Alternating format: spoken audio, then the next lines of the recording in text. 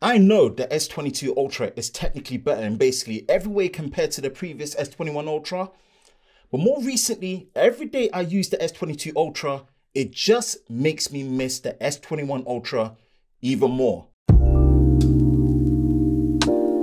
Hi, Ben from SamMobile. If you enjoy videos like this, then be sure to like, subscribe, and turn on notifications so you don't miss any future videos on YouTube with SamMobile TV. I've not done a video like this in a little while, but this is a perfect scenario where technical specs and even going as far as saying real world experience doesn't always mean a product or service will be your favorite.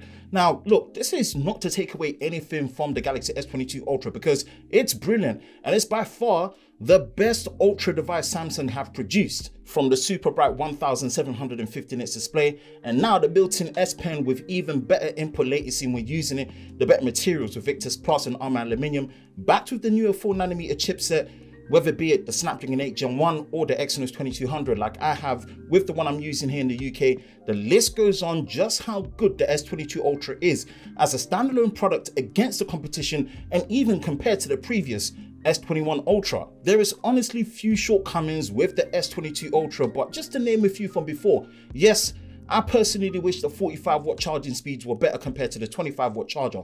Although the battery life is not bad, averaging between 5 to 6 hours of screen on time is decent at best in my opinion, and I wish Samsung would allow us to switch between all the camera lenses when shooting 4K 60 without the need of stopping the recording.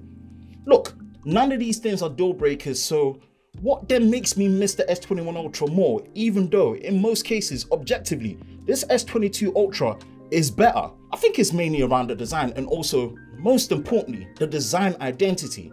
This is definitely subjective, but the design of the S21 Ultra is better to me compared to the S22.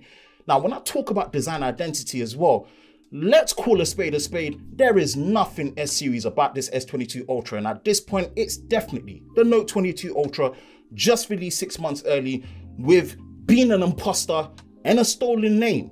Now look, it sounds harsh, but I think deep down, I'm just secretly a bit bitter that Samsung completely ditched everything that was nice and unique about the S21 Ultra design in favor of basically following up the design of the Note 20 Ultra. Yes, the Phantom Black finish on the S22 Ultra feels just that bit nicer compared to the Phantom Black on the S21 Ultra, but you know what?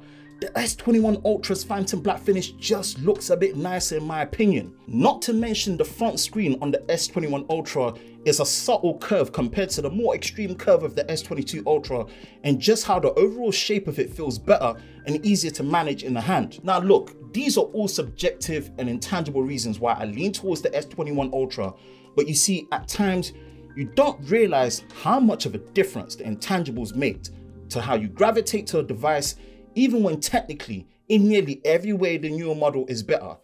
Let's take one last thing. For example, I'm someone that actually values great haptics in a phone, and although, look, I've praised how good that haptic feedback with the vibration motor is on the S22 Ultra, the overall strength of the haptics on the S21 Ultra are better and make a difference when it comes to things like notifications. Look, I'm not too sure if anyone feels that way, but if you do, let me know in the comment section below. And as always, for the latest news in the world of Samsung daily, be sure to visit us at sammobile.com. And for more videos like this, be sure to like, subscribe, and turn on notifications so you don't miss any future videos on YouTube with SamMobile TV. Hope you're all safe during this time, and we'll catch you in the next one. Peace.